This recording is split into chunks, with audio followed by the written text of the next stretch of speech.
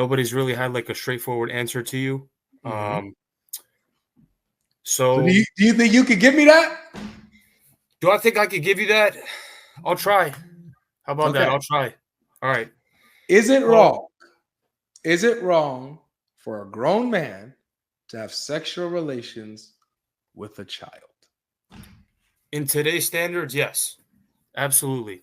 But before, is there ever a time where sleeping with a grown man sleeping with a little girl is okay? It's Well, morally you have to okay. look. I think you have to look at it historically to answer: was it wrong in the past?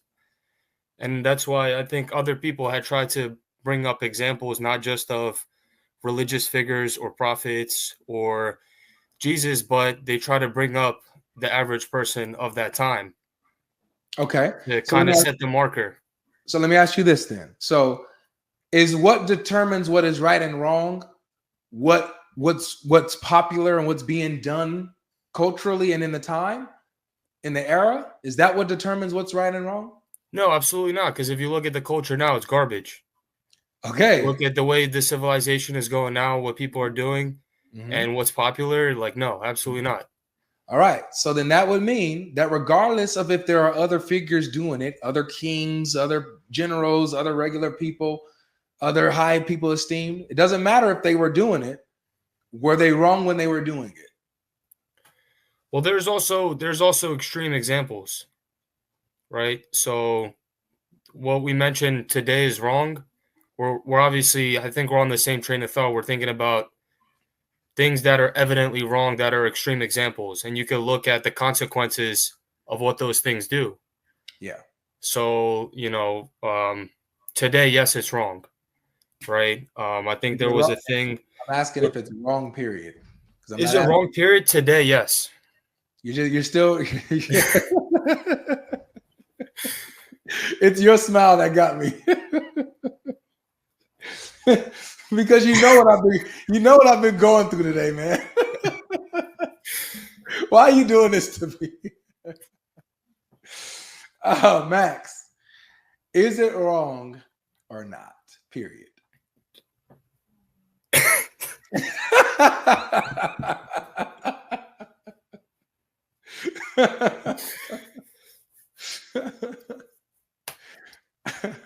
All right. Today it is absolutely wrong. Yes. 100%. No doubt about it. GodLogic, I wanted to ask you this, man, because I've been watching your videos, and I'm not trying to divert the subject, but as someone that it keeps an open mind and watches different sources, I've been trying to see where are you coming from. So I've seen that you have a lot of knowledge as far as like the other Christian apologetics. So I was wondering what denomination are you a part of? What kind of your background is? If you don't mind me asking, of course. Today, I mind you asking. Okay. I got you. Only today. Only today. Maybe in the past it might have been okay for you to ask me, but today it's wrong for you to ask me that. Okay.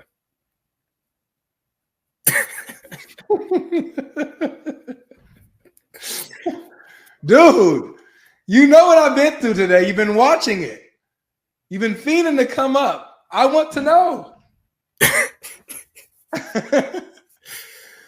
Let me ask you this. Let me ask a different question. I'll ask the same example I gave to the other guy. You watched it. You were here. I saw that you were here. Is it wrong to kidnap someone and force them into slavery and build a country off of their backs? Like what happened to the Africans? Oh yeah, 100%. Was it wrong when they did it at their time? When they did it in the past? Yeah, when they did it in the past, a few hundred years ago. Was that wrong? Yeah, 100%. So regardless of the time and generation, you can say that forced slavery is wrong. Yeah, 100%. Okay. See how you did that? You see how easy that was? Let me ask you another one. I can't say this word, but you understand what I'm saying. Grape. You know? Yes. Okay, you understand what I'm saying? Okay. Yeah. Graping someone. Is there ever a time, generation, location, culture, context where grape is okay? No. All right. 2 for 2, man. 2 for 2. So it doesn't matter. You can today say that 2,000 years ago, grape was wrong. You can today say that a few hundred years ago, in slavery was wrong of human beings. You can say that these are wrong objectively, no problem. Here's my next question. It's coming. Is it ever okay for an adult to have sexual relations with a child?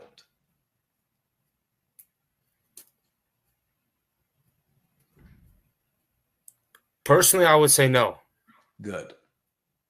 Personally, I would say no. Like, I don't know. I feel, put it this way, if me and you hop in a time machine, we go back to that time.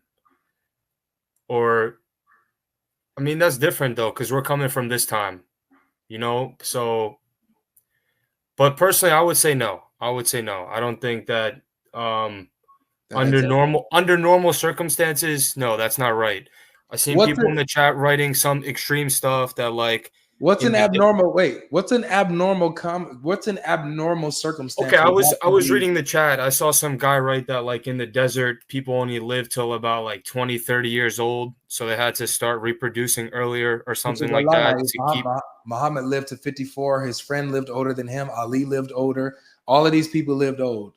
Yeah. I'm not saying about this specific. I'm talking about in like a certain circumstance. I don't know. Right, but I would say like as a general type of thing, I would say no, that's not right. Okay, so it's not okay in any point time, generation, era. You would say it's not okay for an adult to have sexual relations with a child. That is correct. Your conscience. Okay, good. I'm glad. So then here's my question now. Why do you follow Muhammad? I mean, I'm new, man. I'm new to this, so like, I don't know. I came from Orthodox Christianity, and I would think that kind of what drew me to Islam was just like the monotheism aspect of it. To me, it was hard to kind of I wouldn't say comprehend. I think I got the idea of the Trinity, for example. Like, it wasn't something that I wouldn't be able to explain, but it was. I don't know how to say it. I guess it was unnatural to me. Okay. In a sense. So if you come from Orthodox Christianity, then you're familiar with the verse in the Bible where Jesus says, beware of false prophets who will come, and they will come deceiving many. And how you can tell a false prophet is that you'll recognize them by their fruits. You're familiar with that, right? Yeah. So by the fruits that you see that Muhammad bears, this one being one of them, does he seem like he's a true prophet?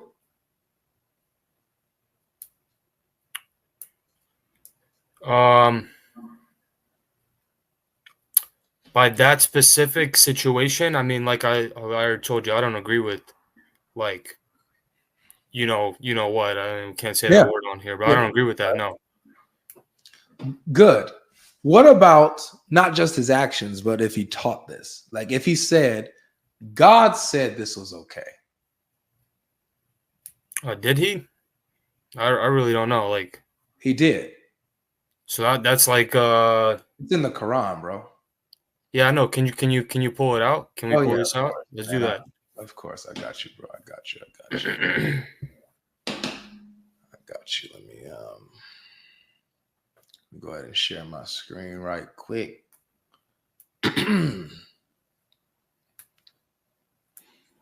Share my screen, man.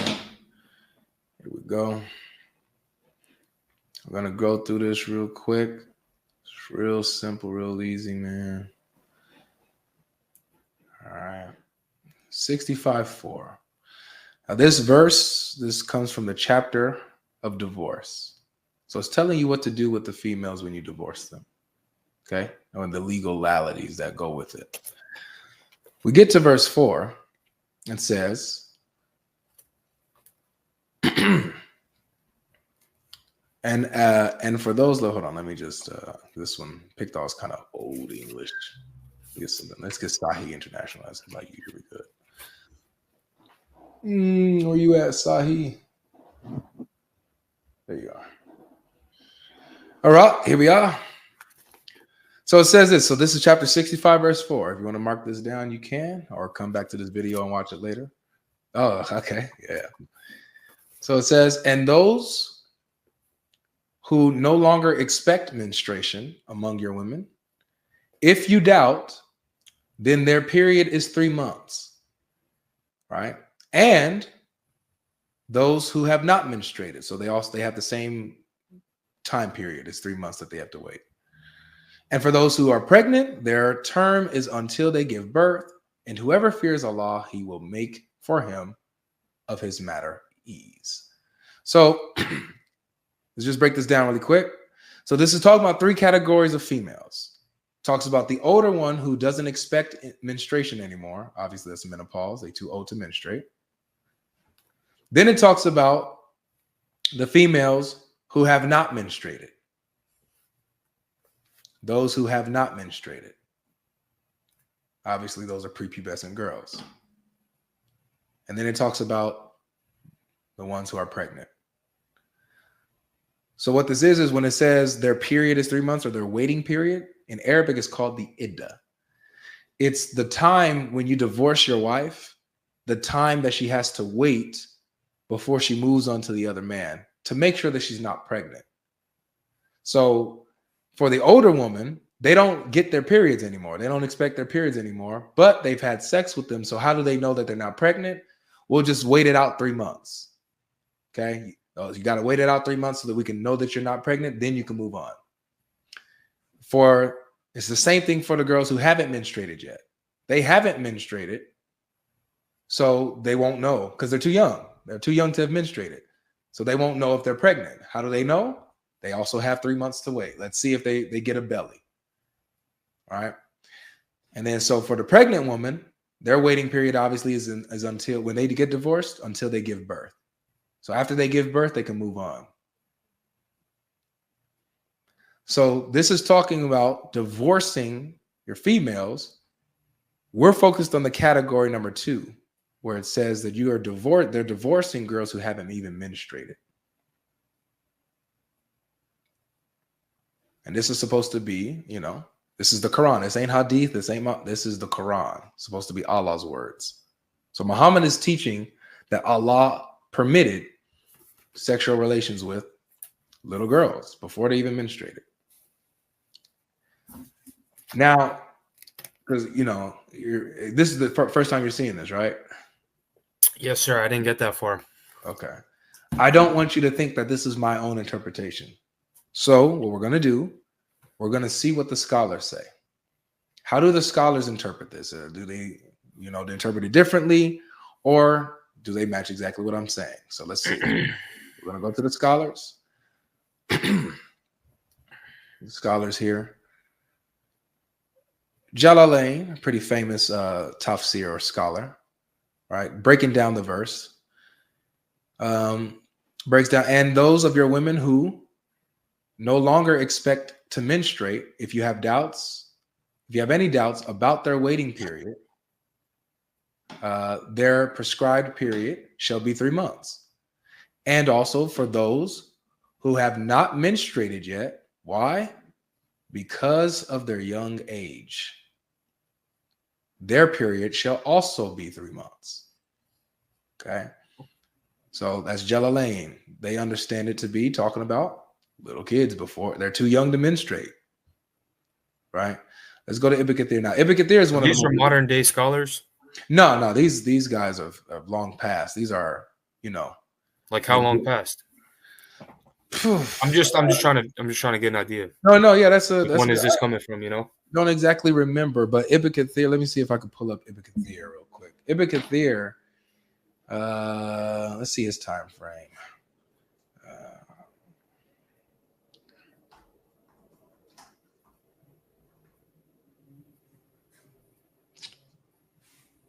When Ibn Kathir come around? All right, so the 1300s. So Ibn Kathir was around the 1300s. And Jalalain. Wow. Jalalain might be a little, but yeah, these guys are dead. But Ibn Kathir and Jalalain, they're well respected. Ibn Kathir is really famous, bro, especially in Sunni Islam. He's one of the go-tos. You have him, you have Al-Tabari, you have Qurtubi, you have a few others. But Ibn Kathir is one of those dudes, you know? So let me show you what he says. So he breaks down the verse, Ibn Kathir.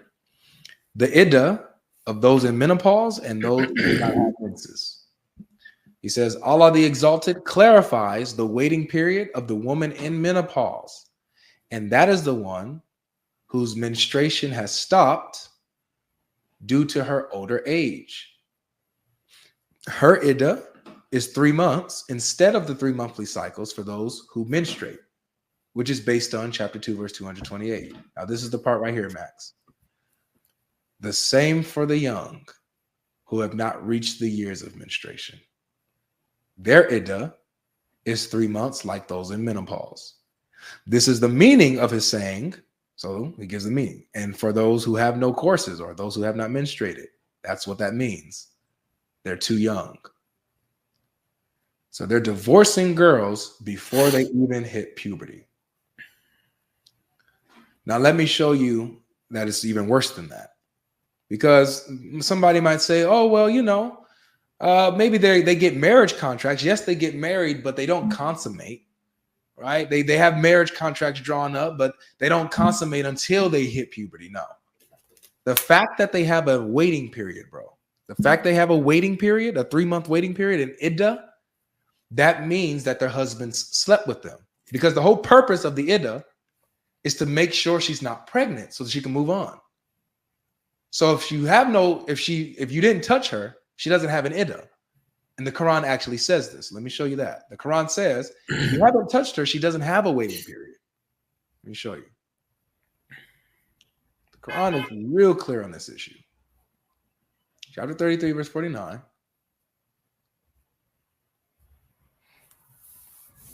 So look. Chapter 33, verse 49. O you who have believed, when you marry believing women and then divorce them before you have touched them, then there is not for you any waiting period to count concerning them. So provide for them and give them a gracious release. If you haven't touched her, she doesn't have a waiting period. We have a saying here because of this, because the word is iddah. Remember, the waiting period is called an iddah. We say, no hiddah, no iddah. That's what we say. If you ain't hit her, she ain't got an iddah, man. But if you hit her, she got an iddah. So I got a question, right? I think this will be helpful to the conversation. I don't know too much about Judaism. I would take it that you know more than I do. What was the norm in Judaism for marriage? In Judaism, they would usually marry around their age. So they wouldn't be too far in age. Like if a 15-year-old got with like maybe a 20-year-old or 19-year-old or 17-year-old with another 19, 21, 23-year-old. It would be close in age. It wouldn't be 50 and 9. Is there anything in the Torah, though, that's like... Well, we don't have any examples in the Torah of age gaps like that. We don't. Usually they're closer to age. I mean, the closest thing that I can get to anything is this verse in the Bible. Hold on one second. It's in the New Testament though, so pause at you. So, but in the Bible, this is what it says when it comes to like marrying women. Let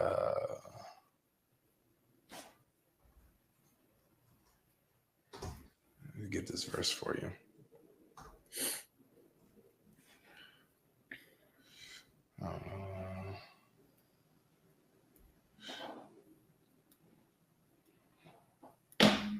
So this is 1 Corinthians chapter 7, verse 36. If I can pull this up. Yeah. So verse 36. Oh, sorry. I didn't share the screen. Here it is. So 1 Corinthians chapter 7, verse 36. It says, but if any man thinketh that he behaves himself unseemly toward his virgin daughter, if she be past the flower of her age, and if and if need so requireth. So it requires that she's past the flower of her age, the flower of her youth. Let him do what he will, he sins not, let them marry. So when a man receives a virgin daughter, he can marry her as long as she is past the flower of her youth, past the flower of her age. That's beyond puberty. That's physical and mental maturity. Okay.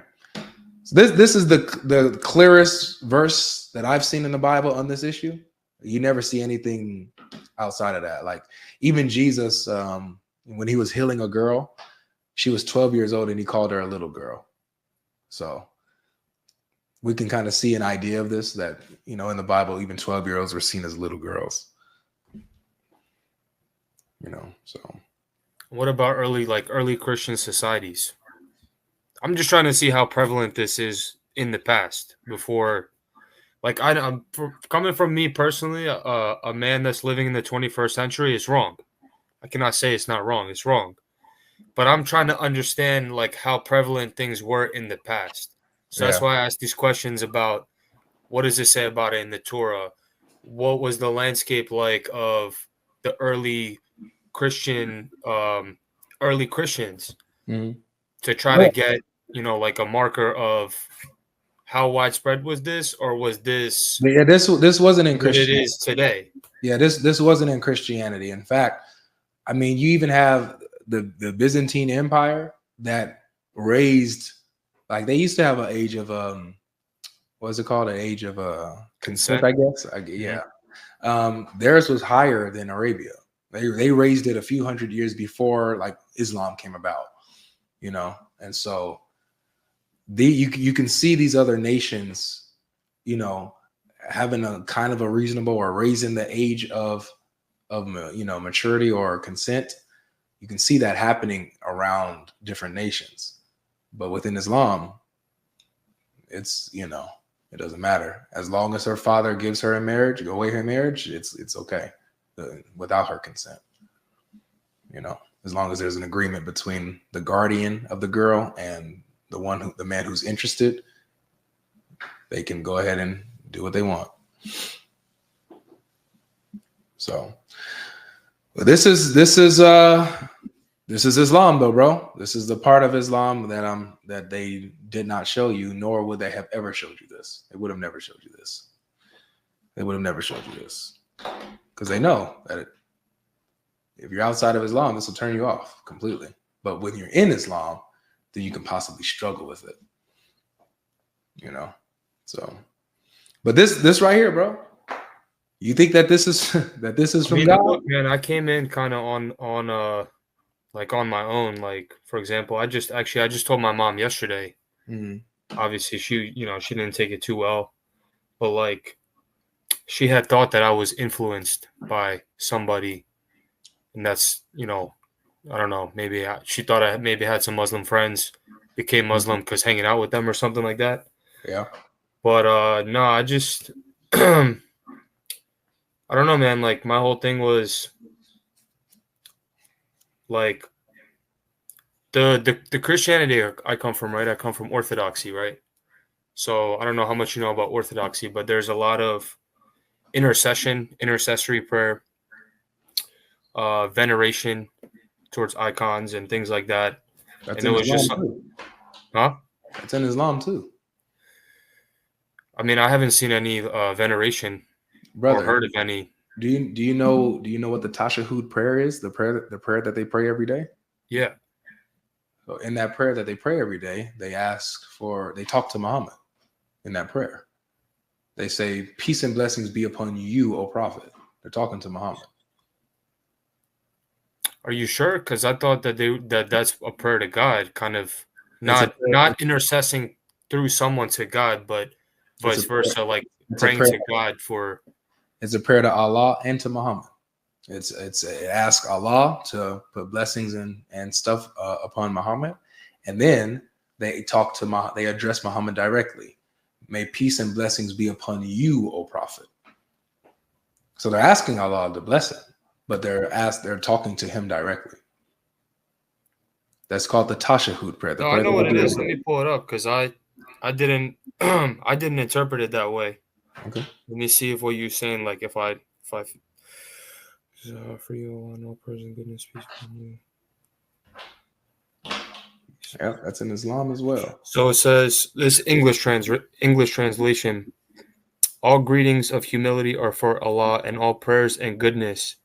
Peace be upon you, O Prophet, and the mercy of Allah and His blessings. Yep, you hear that? So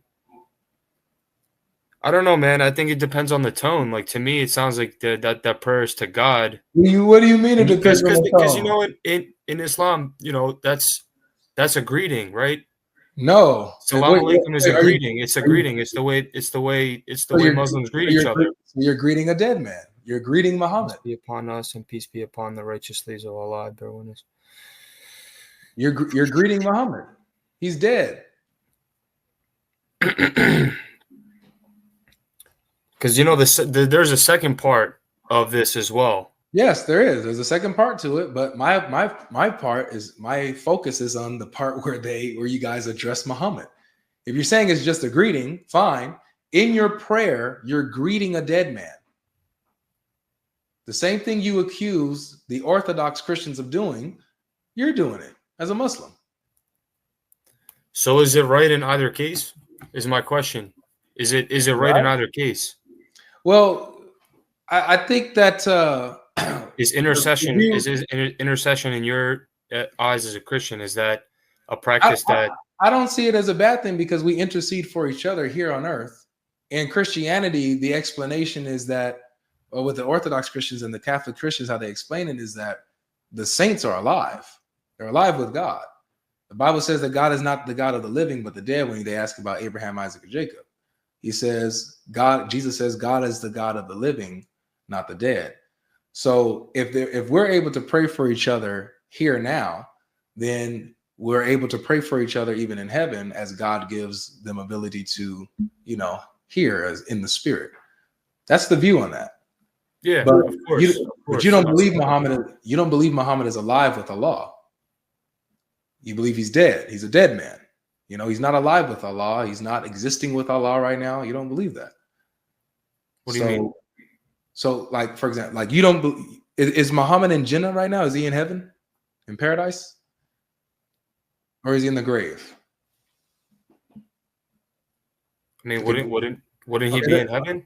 Okay, yeah, no. So maybe you haven't, maybe you're not familiar with this, but there's like a state. You're waiting in the grave till the judgment. Basically, yes. Okay. Yes, Okay, basically. I got you. So Muhammad is in the grave. He's not alive with Allah. So he can't receive your greeting. He doesn't hear you. But you're talking to him in your prayers. So that's a lot worse than what the Orthodox and Catholics are doing, if you're saying that what they're doing is bad. Mm-hmm. So like with these little, like these things, like these have answers. You know what I'm saying? Like I feel like if you would have just kind of researched a bit and dug deep why this and why that, or and compared and contrast, like being consistent with your thinking, I don't think that you would have given up. I tried to be consistent, man. I was I was like, say maybe like 3 years of going to church pretty regularly. I was a non-ordained reader. So, I had the priest, I had his ear anytime I wanted it to talk to him and kind of ask him questions, like about, for example, iconography. I asked him because the Orthodox hold the belief that I believe Luke was the first iconographer, the one that produced the first icon, right? So I had asked him, I was like, was his intent to make, when he painted the first icon, was his intent for it to actually be an icon? Or was it just a form of Christian art? Or was his intent that this would start what is now iconography? Right? Because if you ask an Orthodox, they'll tell you like Luke made the first icon, right? But what does that got to do with the core of the gospel message, man? I don't got nothing to do with that. I wouldn't say it has anything to do with the core of the gospel message, man, but it's like, I don't know, man. Maybe it's even the church that I came from. It was just very heavy on on saints. Okay. You know what I, I mean, man? Like I extremely heavy on saints, man. yeah, Like I can to the see. point where it's like I would call my mom, right? Mhm. Talk about how her day's been going, Yeah. whatever. And of course, your mom, bro. So I don't know if your mom is alive, not alive. I mean, Yeah, I hope she's she alive. is. Okay, great. So of course, man, you know your mom is somebody. If you have a good relationship with her, you tell her you have a tough day, or if you have something going on, right? You know, your family, you share things like that. And my mom, she's a pretty pious woman. She would say, you know, depending on what I would tell her, she would say, "Oh, go pray to this saint because this is a saint of this. So you pray to him for this specific problem or for this specific question you have in life." It was never like go pray to Jesus. It was always like, "Oh, you have a health problem, go pray to this saint. He was a healer saint." Or like, "Oh, you have a Yeah, financial problem or something like that." It was never like a direct, you know I what I see. mean? That's But kind see, of, you but know, what is that? See, but here's my thing though. With you being an individual, if you have a problem with that, the you can go straight to the scriptures and see, and even the church fathers, how they talk about going straight to Christ and how he's your mediator and intercessor. Like you don't, that's not what's necessary. And I don't think that that's what Orthodoxy or even Catholicism teaches, that that's what you need to do to get certain things. That's not what they teach. But so I don't know what your mother's saying or what, but that sounds like it's like a little bit, it's a little misleading there. The Bible is pretty clear. You come straight to Christ and he will do what it is that you ask him. He it's says, not come just to her, me. man. It's a lot of Orthodox people. I don't know how many Orthodox people you've met, but it's very prevalent. You know So what I then mean? let's talk about the gospel then, because if you're saying that people are like, is it because what people are teaching and what people are doing, that's what turned you away from Christ? Because it sounds like, because there's a difference here. Christ says, "Come to me." The Bible says that you have one I mean, mediator. I would say it's the only form of Christianity that I was ever exposed to. I was born into that church. But did you have a Bible? Did I have a Bible? Yeah, I mean this is an Orthodox Bible, but Right? I have another Bible. Yeah, I have a couple Bibles. You open up that Orthodox Bible, go to John chapter 14. Open it up.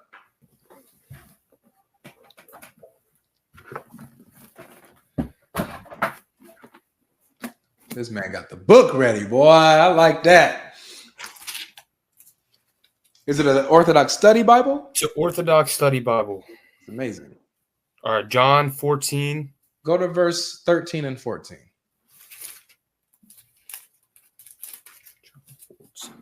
Y'all hear those pages turning, y'all? Putting y'all to shame who don't have y'all Bibles, man. Relying on this internet.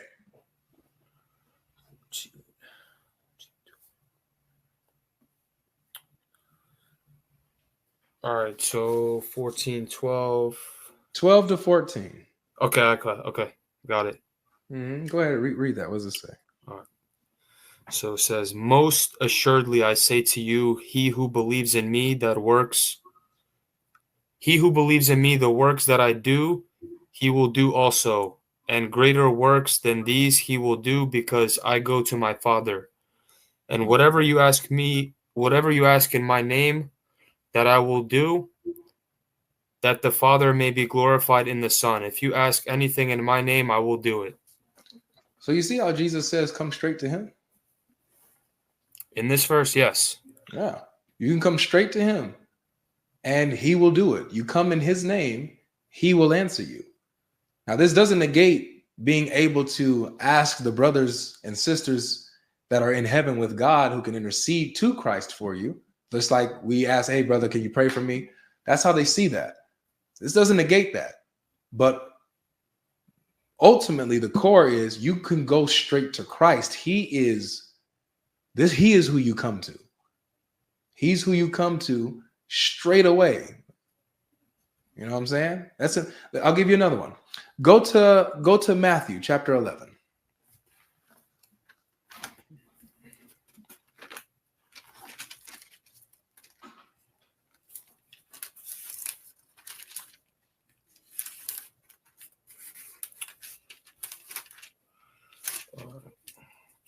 11 what? Go down to like 27.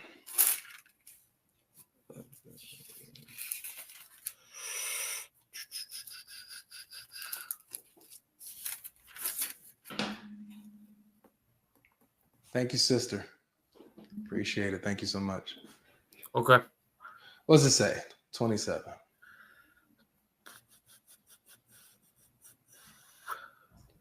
All things have been delivered to me by my Father, and no one knows the Son except the Father. Nor does anyone know the Father except the Son, and the one to whom the Son wills to reveal him. So no one knows the Son except the Father. No one knows the Father except the Son, and to whom the Son chooses to reveal him. The way that the Father knows the Son knows the Father the same way. Now read the next 2 verses, all the way to 30. Come to me, all you who labor and are heavy laden, and I will give you rest. Take my yoke upon you and learn from me, for I am gentle and lowly in heart, and you will find rest for your souls, for my yoke is easy and my burden is light. My yoke is easy and my burden is light. We have a Lord that is gentle. We have a Lord that is understanding. We have a Lord that even is humble in heart, lowly in heart, that reaches you to where you are. It's very personal in Christianity, in the Bible specifically, bro. When you read Jesus's words, it's him and you. It's him and you. This is the gospel. And then he makes his home with you. Watch another one. Let's go back to John 14. You see, I love this. Come to me, all who labor and are heavy laden, and I will give you rest. Nobody else. Not Moses, not anybody else. Jesus. He will give you rest.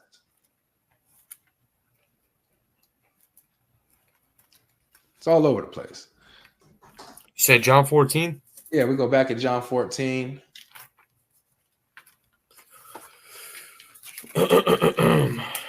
I think you know this verse. Read verse 6. Jesus said to him, I am the way, the truth, and the life. No one comes to the Father except through me. Except through me. I'm the way. I'm the truth. I'm the life. No one comes to the Father except through me. It's you and it's Jesus. Nobody else. You and Jesus. Let's go down. Go down to verse 18.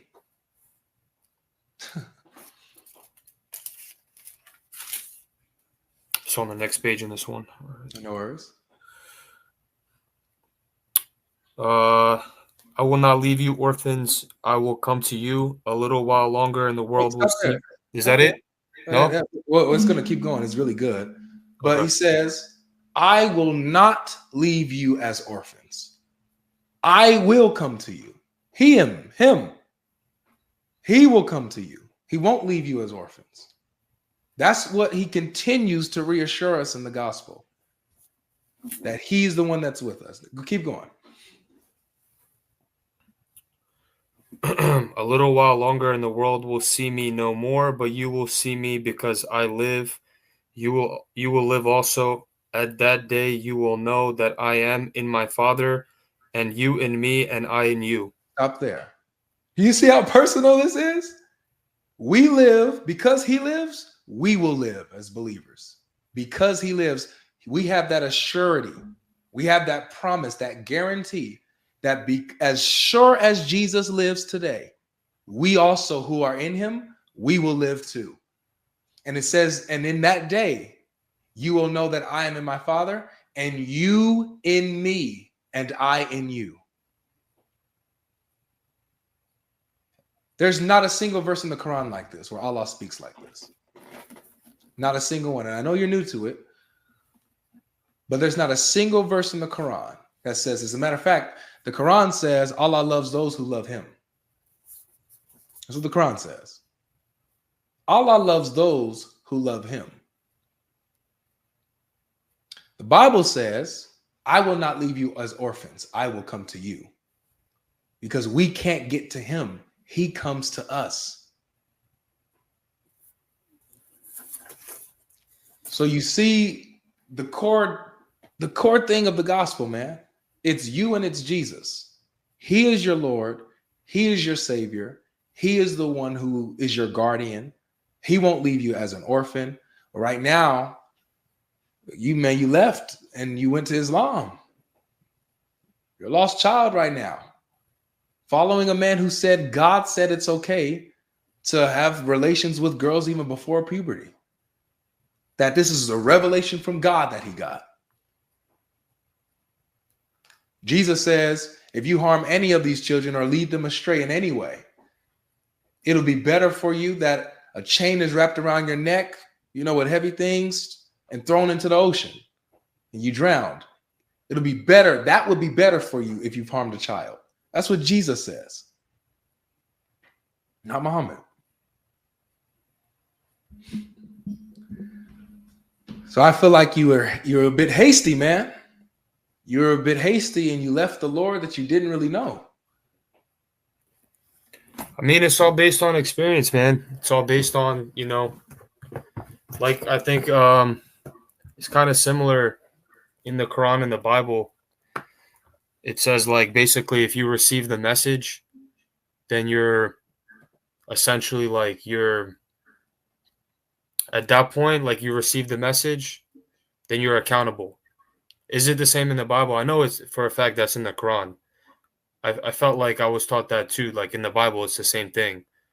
Whereas, like, if right, well, it's similar. It's like so you do have where people have heard the gospel and they've been warned.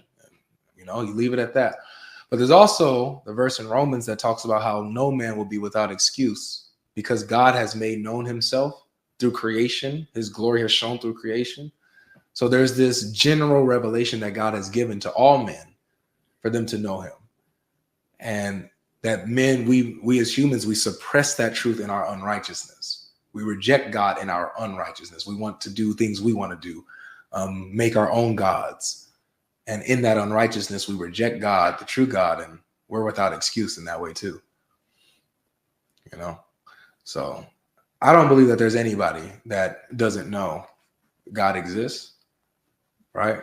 I don't. His glory is shown throughout all creation. Now it's about how you suppress that truth in your unrighteousness. But also been hearing the gospel too, it's even worse. You hear the gospel and you reject the gospel, man. That's what I'm talking about. Okay, yeah. Not just the basic understanding of like we didn't just like just that there's a God, but I'm saying further that Jesus is God, right? That's what I'm talking about. Yeah. Receiving the message, receiving the revelation of receiving the gospel, and you reject it. That's tough. As long as there's breath in your body, God is giving you time, but you just don't know how much time. How much time, right? Yeah. Hey, man, look, thanks for your time, bro. I don't think at this point I can contribute much further. I mean, I can, but I'll give the floor to other people on here. I'm wrapping up. You're the best guest I had today, to be real with you. I appreciate it, man. And this goes for anybody on this podcast. Like, pray for me. Like, I need prayers right now. Just in general. Look, please get into that Bible, man. Read the gospel. Read the gospel immediately and learn about what Jesus actually taught. Please, I beg you. That's the only thing I can leave you. Go through the gospel. And then I want you to stay in touch with me. I want you to my contacts are in my description. So if you ever feel like hitting me up, Instagram, Facebook or something, or email, hit me up. Let me know, hey man, this is Max TKA from your live the other day or whatever. Let me know. I want to see how your journey goes. But come back. Come to Christ, bro. Learn about him, learn about your Lord, fall in love with him, and get out of this religion that is teaching obviously these godless things. Get out of there. That's my only advice, man. Okay, because I don't know when I'll see you again. Thanks, bro. Thank you for your time. I appreciate it. Of course. Take care of yourself, man. Thanks, man. All right. That's it.